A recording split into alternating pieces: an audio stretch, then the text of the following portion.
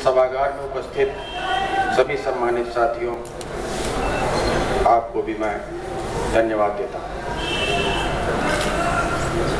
All India council of all India conference of intellectuals ने मुझको आज जो कानपुर रत्न के अवार्ड से नवाजा है, इसको मैं स्वीकार करता हूँ और उनको धन्यवाद देता हूँ कि उन्होंने मुझको इस लायक समझा।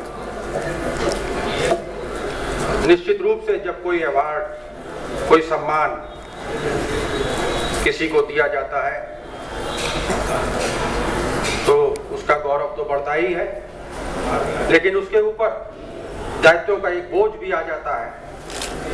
उसके कंधों पर समाज को और ज्यादा देने का, समाज के प्रति और ज्यादा जिम्मेदारी बढ़ जाती है।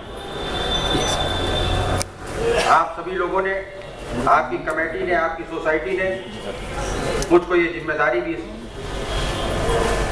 अवार्ड के संग में दी है और मैं ईश्वर से ऐसी कामना करता हूं कि ईश्वर मुझको इस तरह की शक्ति प्रदान करे कि मैं आपकी अपेक्षाओं पे भी खरा उतरूं। 20 वर्ष पूर्व जब मैंने एक एनजीओ की स्थापना करी, कुछ साथियों के साथ एक छोटे से फंड से, मुट्ठी भर साथी थे, बहुत पैसा नहीं होता था, लेकिन सोचा कि क्या किया जाए। तो एक विचार आया, चारों तरफ लोग कहते थे कि भारत का निर्माण, पुनर्निर्माण। उसको करने वाले तो बहुत से लोग थे, लंबी लंबी बातें करते थे। तो हम लोगों ने और हमारे साथियों ने सोचा कि क्या चीज करी जाए जो इन लोगों ने छोड़ रखी है। तो हम लोगों ने उस काम को चालू किया कि देखा कि भारत के अंदर तमाम बच्चे जन्म लेने से पूर्व ही मारे जाते हैं, मर जाते हैं बीमारियों से। उनको अच्छी चिकित्सा, अच्छी दवाइयाँ, अच्छा उपचार समय पर नहीं मिल पाता है। हमारे एनजीओ ने लगातार इस पे भरसक प्रयत्न किया, ग्रामीण क्षेत्रों में गए, जाके देखा। अच्छी जिंदगी जी सकते थे शहरों में, लेकिन उसको छोड़ने के बाद भी ग्रामीण क्षेत्रों में गए, महिलाओं की समस्याओं को समझा।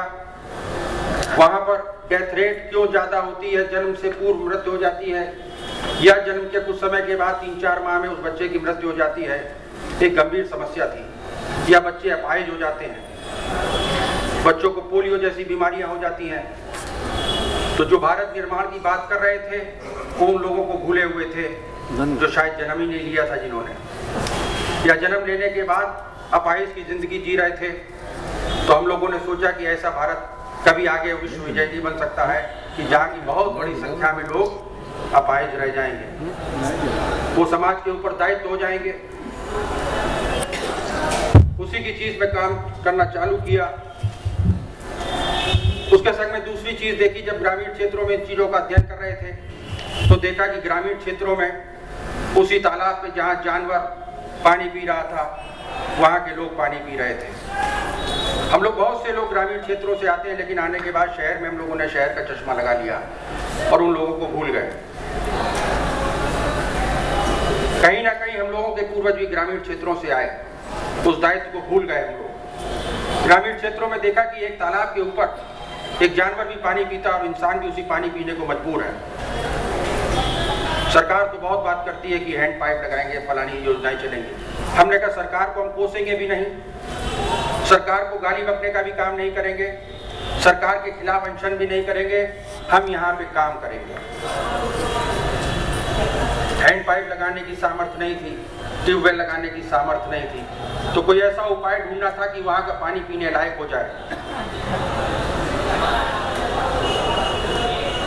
ये 2-3 चीजों को जब काम करना चालू किया, काफी अच्छे हद तक उत्तर प्रदेश, बिहार, झारखंड बन गया अभी, वहां पर उड़ीसा, वेस्ट बंगाल में काम करते रहे काफी समय तक। हमारे संगठन के काम को देखते हुए बिल मेलिंडा गेट्स फाउंडेशन ने मेरे ऑर्गेनाइजेशन को, मेरे एनजीओ को, आपके कानपुर शहर के, आपके छोटे भाई के एनजीओ को, आपके बच्चे के एनजीओ को उन्होंने हिंदुस्तान में काम करने के लिए चुना। ये सिर्फ मेरे लिए गौरव की बात नहीं थी, मेरे चुनिंदा साथियों के लिए सिर्फ गौरव की बात नहीं थी, ये कानपुर शहर का भी फख्र की बात थी। आप लोगों का सिर भी मैंने विश्व के पैमाने पर ले जाके ऊंचा करने का काम किया। आज बिल गेट्स मिरिंडा फाउंडेशन मेरे एनजीओ के साथ मिलकर, सिर्फ मेरे एनजीओ के साथ मिलकर और आपके एनजीओ के साथ मिलकर हिंदुस्तान के अंदर होने वाली डेथ रेट को कम करने के लिए, जैसे ही लेडी प्रेग्नेंट होती है तब से लेके जब तक बच्चा 5 साल का नहीं हो जाता है, वो हमारे रडार पे रहते हैं। अभी पीछे वक्ताओं ने बताया कि 58 साल की आयु होती थी, अब 68 साल की आयु हो गई है। उस डेथ रेट को कम किया, नॉर्मल लाइफ को बढ़ाया। जो ग्रामीण क्षेत्रों में पानी पीने की समस्या थी, दूसरी समस्या, वो समस्या के लिए हम लोगों ने लगातार ऐसे प्रयत्न किए कि वहां पे जानवर और उनके लिए 2 तालाबों की व्यवस्था अलग कर दें, या ऐसे केमिकल्स हम लोगों ने उनको प्रोवाइड किए जो पानी में डालने के बाद में उनका पानी घर में पीने के लायक हो सके। बच्चों में जो विटामिन की कमी हो जाती थी, आयरन की कमी होती थी, 5 साल तक जब वो हमारे रडार पे बच्चा रहता है तो हम लोग लगातार उस बच्चे की सारी मेडिसिन, सारे उसके टीके हम उसको पूरे प्रोवाइड करते हैं। ये एरिया हम लोग पॉकेट्स में पिक करते हैं, 25-25, 30-30 गांव के पॉकेट्स में पिक करते हैं और वहां पे जाकर इस तरह की कार्यक्रमों को आयोजित करते हैं। मैं ईश्वर से कामना करता हूं और आप सभी बुजुर्गों का आशीर्वाद चाहता हूं कि मैं अपने इस काम को और अच्छी तरह से लेके चलता चलूं। एक बार पुनः मैं आप सभी लोगों का आभार प्रकट करता हूं और आपको धन्यवाद देता हूं कि आपने मुझको इस लायक समझा। जय हिंद।